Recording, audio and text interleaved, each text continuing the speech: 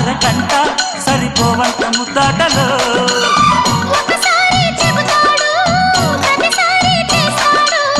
అంటూనే చీపాడు అందంతో రాపాడు